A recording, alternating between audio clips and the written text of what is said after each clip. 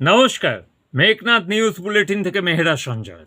আজকের যে বিষয়, আজকে সাংবাদিকরাও দ্বিধাবক্ত। যেরকম হচ্ছে যে এই আজকে সবাই হাসির খোরাক তৃণমূল কতভাবে বিচ্ছিন্ন, সেরকমই সাংবাদিক সংগঠনও কতভাবে বিচ্ছিন্ন, এটাও ভাবার বিষয়। ক্লাব, কটা প্রেস ক্লাব বর্ধমানে? 3টে প্রেস ক্লাব। ভাবা যায় কিসের জন্য হয়েছিল?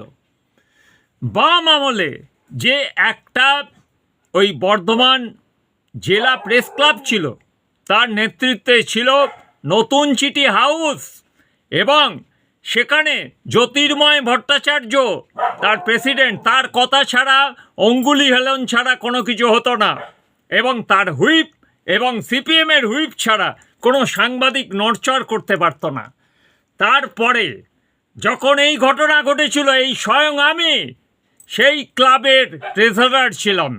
আমি সেই ক্লাবে পদত্যাগ করে বর্ধমান সেন্ট্রাল প্রেস ক্লাব গঠন করেছিলাম, এবং সেই বাম আমলে কারুর সেই স্পর্ধা ছিল না। সেই নজির বর্তমানেও দেখা যাচ্ছে। আবার কেউ কেউ আবার কোথাও কোথাও ক্লাব গঠন করছে বিজেপির অঙ্গুলি হেলনে।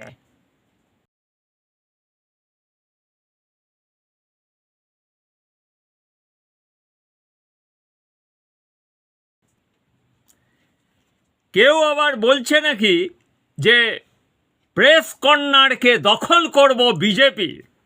এটা হয় কোনো দিন? কোনো সাংবাদিক একটা জায়গায় যেখানে সাংবাদিকরা বসে, যেটা হচ্ছে যে সরকার স্বীকৃত হলেও, সেখানে কি কোনো রাজনৈতিক দল সেটা কুক্ষিগত করতে পারে? আমি এর তীব্র প্রতিবাদ জানাচ্ছি।